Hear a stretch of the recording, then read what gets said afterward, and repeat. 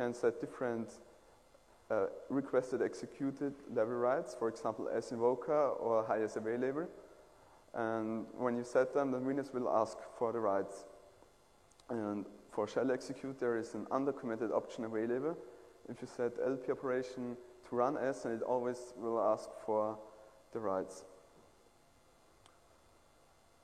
The environment bootkit running is the real mode. So when someone wants to write a bootkit, he has much take care of the processor and the process environment more than about 16-bit code, which makes problems because everything has to be written in assembly language, and there are no or not much C compilers available that can compile it to 16-bit. And it must also be very low level and directly access the hardware and talks to the hardware. And it uses the BIOS, which is quite undercommented and unspecified, so there are really many problems, which is also why we have EFI in the future, but which has not changed yet because no one of the vendor want to change it. And I've also talked to Microsoft at Black Hat, and they told me also that the BIOS vendors don't want to change anything because if it goes bad and they make something wrong, then they have to then have broken systems everywhere, and they would have to patch all systems with a new BIOS, so they just stay the same and remain the same like 20 years ago. And when writing a bootkit, it must be memory persistent, and it must always copy itself to the next stage, and being able to transmit and come to the next stage. And when it wants to do some actions, it has to be specific the operating system files of it and have signatures of it, so it stays undetected and both gets executed.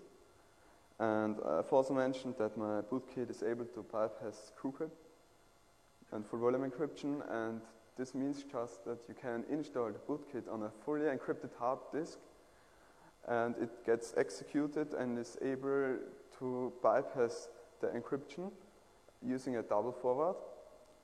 And this goes also to the interrupt 13H, to the disk system, because TrueCrypt sets itself in there and decrypts and encrypts the whole contents, and the bootkit must be a layer below, so it gets the decrypted contents. And this is a generic way. I don't touch TrueCrypt in memory. I don't modify or patch it. And so this also works for other encryption software. I've tested it also with Descryptor, and it works fine with it. And for full volume encryption, you have two scenarios. One is that you just encrypt the system partition, then everything stays unencrypted. So the master boot record is unencrypted, the other partitions and unused space is unencrypted. And the second scenario is that the entire hard disk is encrypted. And for this, but also the master boot record stays unencrypted. It always stays unencrypted, and it must stay unencrypted because it's the initial software loaded by the BIOS, and the BIOS doesn't know anything about encryption. So there is, and this is the big point, it's not encrypted, it's not any verified or checked, and so it can be simply replaced by my own software. And there is also another attack to TrueCrypt. It does not encrypt or hide the partition table.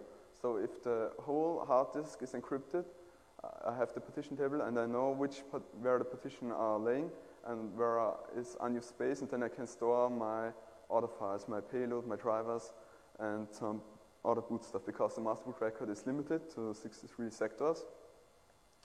And this is not enough for a full software. And for owning the operating system, there is a generic way, and this can be used for multiple operating systems, not just for Windows, also for Linux. And it always starts with the master boot record executed by the BIOS. And then the first action to do is to hook the interrupt 13H, which is done to get the contents read by the operating system. So when the operating system reads the initial boot files, you can just check them against some signatures and patch them, modify them, extract information, or do whatever you want. And the Stone bootkit initially patches some code integrity verifications of the NT loader and the boot manager under Vista, and it patches it to get executed. And the next thing is to intercept the boot file loading routine function of the operating system to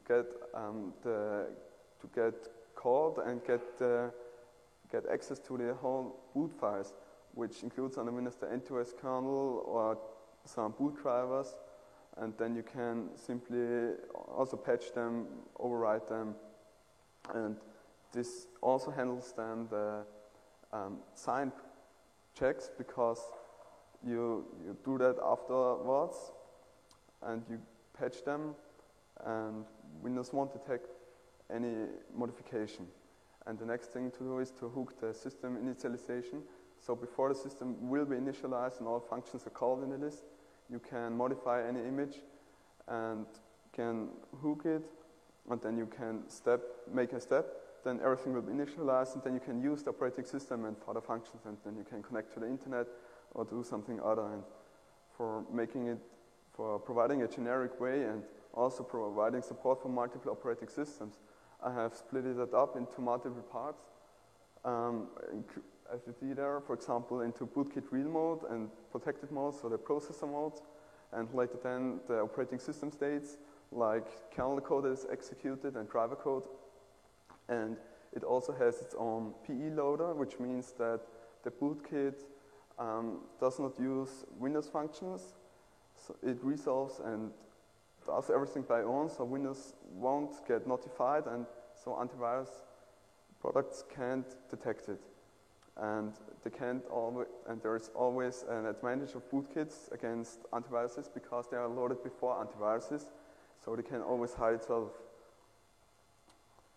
And the Windows boot process, as shown there, starts with the partition bootloader, which is specific to the file system, to FAT or NTFS, which loads then NT loader or the boot manager, depending on XP or Vista.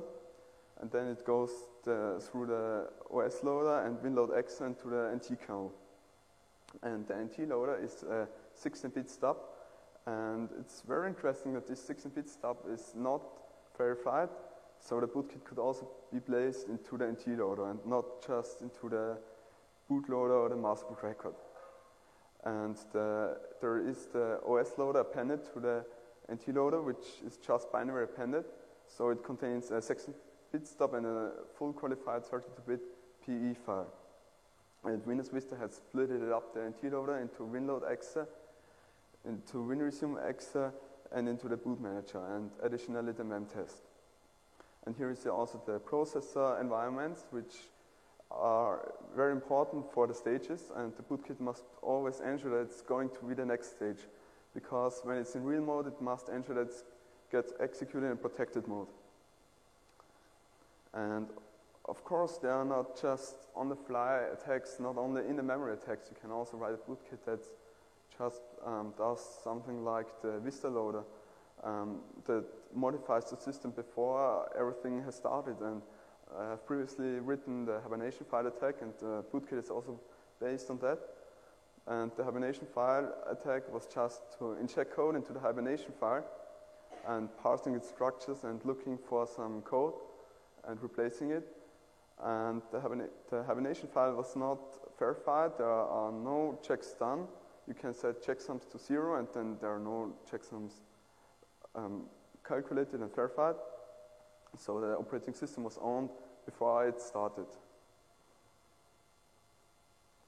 And the whole magic behind bootkits are the signatures.